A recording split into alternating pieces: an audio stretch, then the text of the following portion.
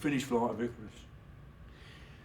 Blackout, more introduction, more bits and bits are going on. There's a little flashing lights going here and there. We're redressing the stage for the third realm, which is still within the cathedral setup, but now we're in hell. And it's supposed to represent, you know, the devil's domain here, and lots of reds and flames, and we got Big Ed, the Ed comes up behind me at the end of Iron Maiden, which we're going to get to in another couple of songs. After we finished Icarus, we changed the set.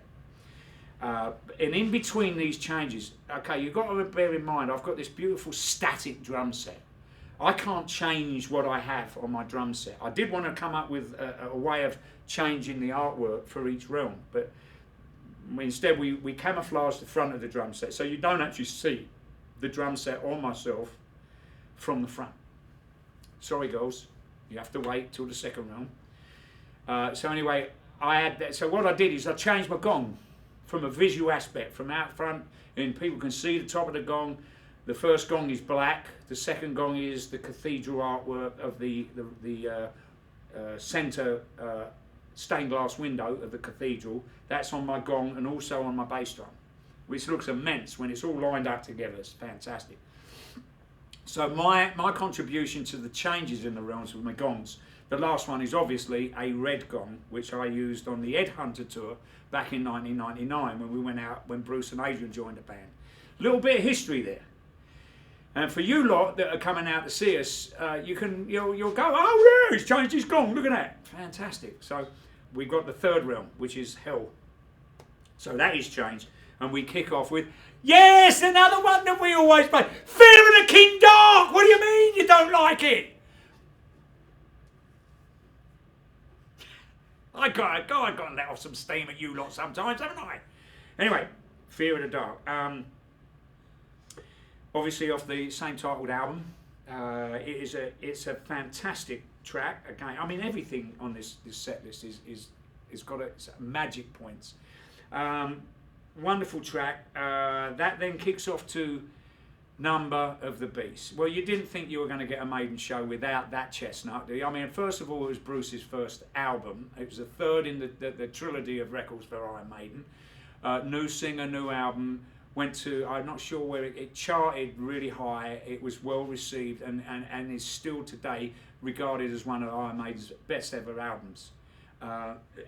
For a number of reasons. The songs on it were incredible, and Bruce's performance, and he's the new boy in the band at that time, 1982. And it was a very well received album, so a lot of people regard Number of the Beast as really the ultimate Iron Maiden record, the first one of many great records, but still regarded today with the artwork for a start off. I mean, you know, he had Eddie, and he's got the devil as a marionette on it. A lot of religious people around the world complained and said, "Oh, we're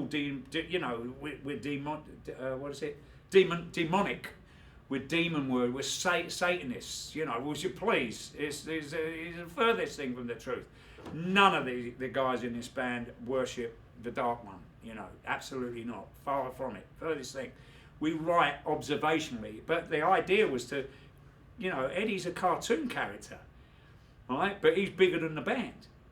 But we had, you know, Derek Riggs came up with this incredible artwork on the back that the band are in Hades, you know, and there's Eddie's, you know, I've got more power than you, son, you know, and he's got the devil as a marionette. It's a joke. For fuck's sake, if you don't get it, you need to get a life, all right? Anyway.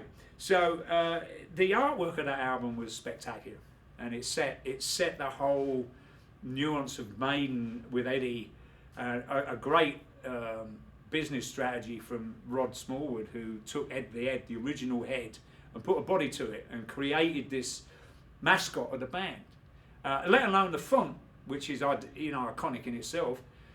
So that album was very, very special, and I'm honoured to be playing these. I mean, you know, and obviously a great Clive Burr was one of his masterpieces of drumming on that record, and it's an honour to still sit 35, 36 years down the line playing these songs that Clive brought his own passion to. I play them differently, slightly. Number of the Beast, the rhythm I play in it is a little bit different to what Clive played. It's mine, you know. And the one thing that was great when I joined Maiden, Steve said, whatever you do, if you want to copy it, that's fine, but you put your life into the song as you are. You know, the arrangements stay the same, but your drumming parts, you do your own way. And that, I love him for that, because that's the way it's always been.